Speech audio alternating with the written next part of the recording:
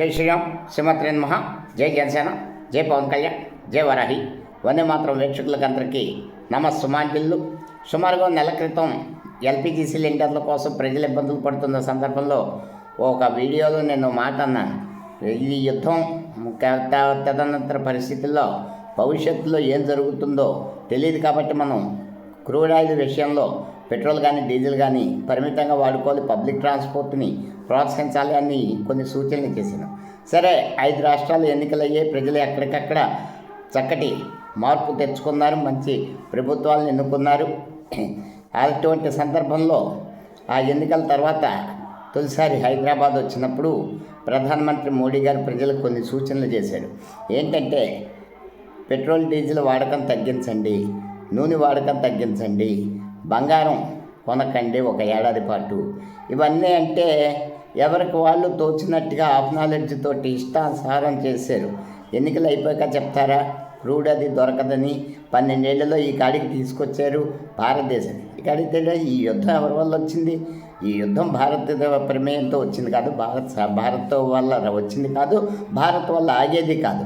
కానీ ప్రపంచ దేశాల్లో ఎందుకంటే యుద్ధ పరిణామాలని, సంక్షోభాన్ని ఎదుర్కోవాల్సిన పరిస్థితుల్లో మన జాగ్రత్తలు మనం తీసుకోవాలని చెప్పడం కూడా వీళ్ళకి ఎలా ఉందంటే, పూర్తిగా విషం తలకెక్కిపోయి చేసేది ఏం లేక ఎన్నికల్లో పరాజయం అవుతున్నాం.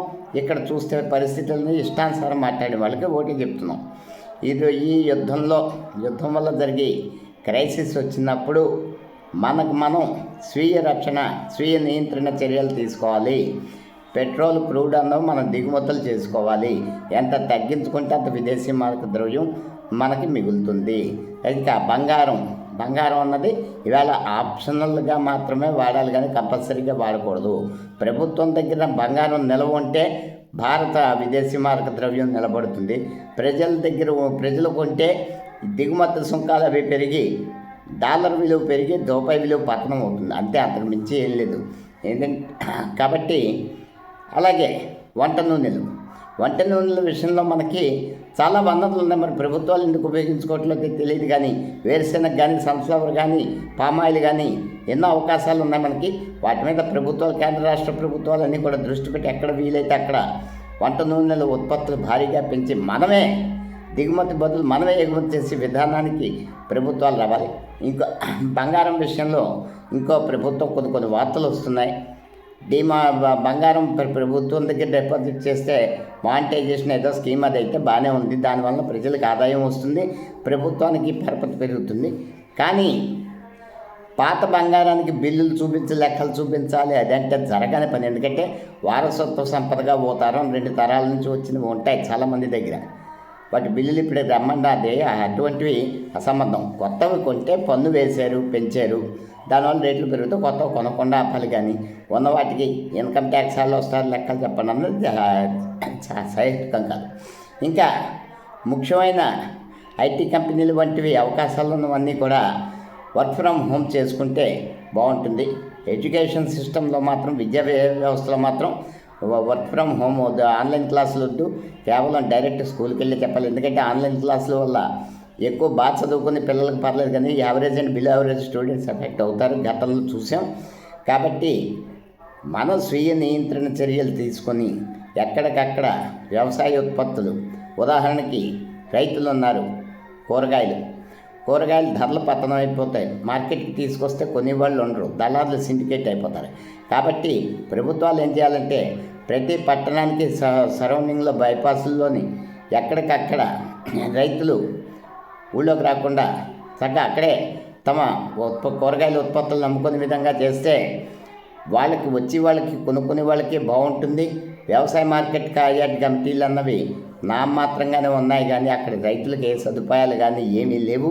అవినీతి తప్పించి మరేం లేదు. కాబట్టి ఖచ్చితంగా ప్రభుత్వాలు రైతులకి ఇచ్చారు. ఇంకా కూరగాయలు ప్రతి చూస్తాం, అతివృష్టి, అనావృష్టి, ధరలు పతనం అయిపోతూ ఉంటాయి. కేజీ రూపాయి కూడా కొన్ని పరిస్థితి ఉండదు. టమాటా మనకి హిందూ దేవాలయాల్లో, పెద్ద దేవాలయం మొదలుకొని చిన్న దేవాలయం వరకు కూడా ప్రతి చోట అన్నదానాలు జరుగుతాయి.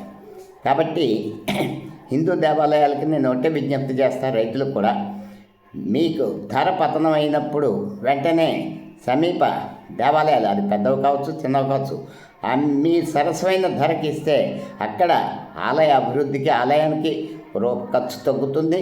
మీకు కూడా ఇది చేస్తుంది కాబట్టి ప్రభుత్వాలు ఈ విషయంలో కూడా ఆలోచించి రైతుల్ని, ఆలయాల్ని, అలాగే ప్రభుత్వ పాఠశాలల్ని మధ్యాహ్న భోజన పథకం పెట్టివి వీటన్నిటిని అనుసంధానం చేసి రైతు బాగుపడతాడు.